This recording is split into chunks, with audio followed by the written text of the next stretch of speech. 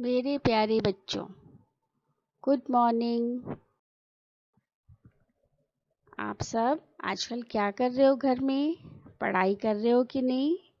Daily आपको time table के अनुसार पढ़ाई करना है, क्योंकि आपका अभी टेस्ट आने वाला है।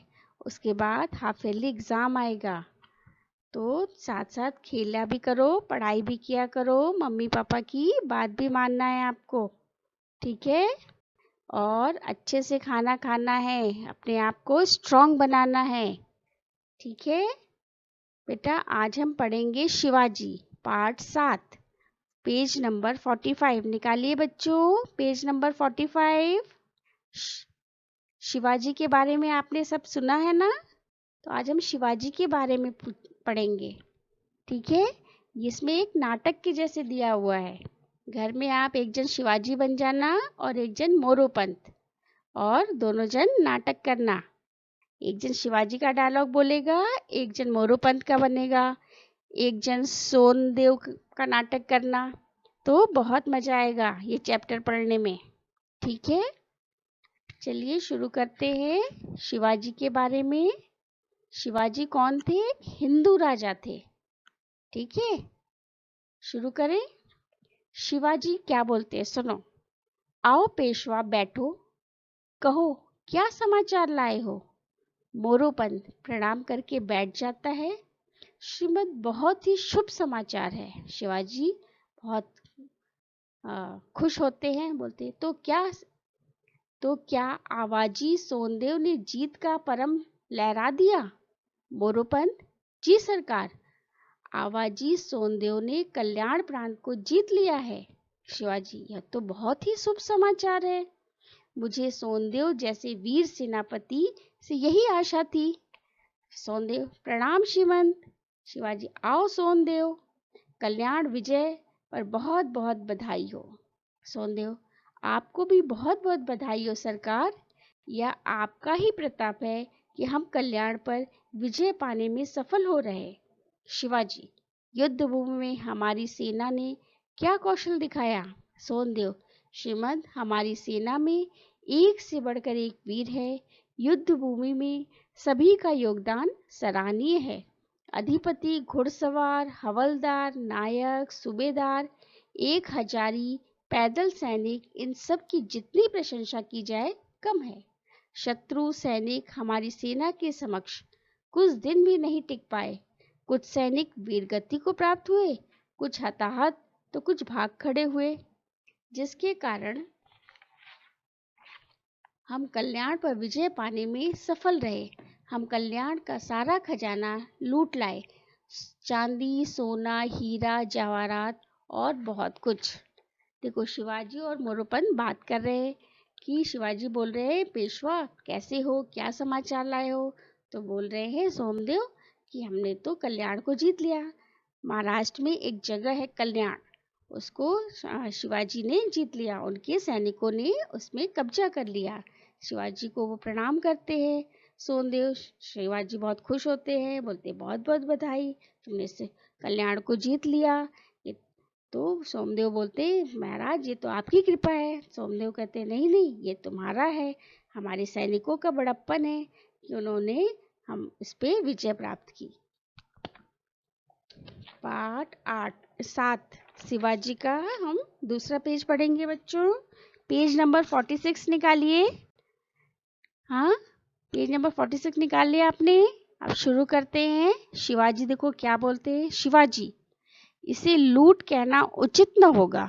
यह तो स्वदेश का ही धन है, जिसे विदेशी आक्रमणकारी लूट कर ले गए थे। यह तो अपने धन पर पुनः स्वामित्व पाना है। सोनदेव कहते, हाँ श्रीमंत, आज तक हमने जितने खजाने जीते हैं, यह सबसे बड़ा है। शिवाजी मुस्कुराते हुए बोलते, वह तो दिखाई दे रहा है, पर इस पालकी में क्या लाए हो? सोनदेव, इस पालकी में सरकार आपके लिए खास तोहफा है, जो मैं आपकी सेवा में प्रस्तुत करता हूँ। शिवाजी, ऐसा क्या है इसमें? सोनदेव, श्रीमंत, कल्याण के सूबेदार अहमद की पुत्रवधू की सुंदरता के बारे में आपने सुना ही होगा। मैं उसे ही बंदी बनाकर आपकी सेवा में लाया हूँ। शिवाजी क्रोधित होते हुए, यह कैसी बातें कर रहे हो सेनापति? सोनदेव घबरा जाता है, उसके मुख पर पसीने की बूंदें उभर आती है। तुम जानते हो तुमने क्या किया? पालकी से निकलकर अहमद की पुत्रवधू सिर झुकाकर खड़ी हो जाती है। शिवाजी उससे पास हाथ जोड़कर बोलते हैं, क्षमा करे देवी, आप अपने सेनापति के इस कृत्य के लिए मैं आपसे क्षमा मांगता हूँ। मैं बहुत शर्मिंदा हूँ कि आपको इस तरह बंदी बनाकर जबरन लाया गया। मेरी दृष्टि में प्रत्येक स्त्री माँ के समान है, आदरणीय है, फिर चाहे वह शत्रु की पुत्र वधू ही क्यों न हो। आप तनिक भी विचलित न हो।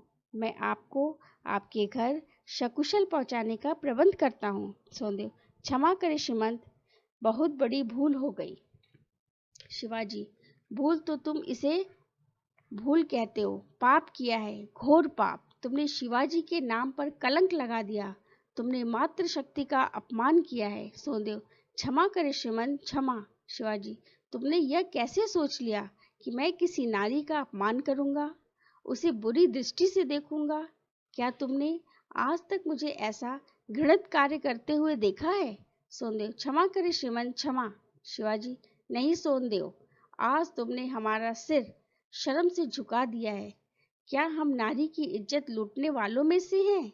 यदि ऐसा करेंगे तो हमसे उन विदेशी आक्रमणकारियों में क्या अंतर रह जाएगा?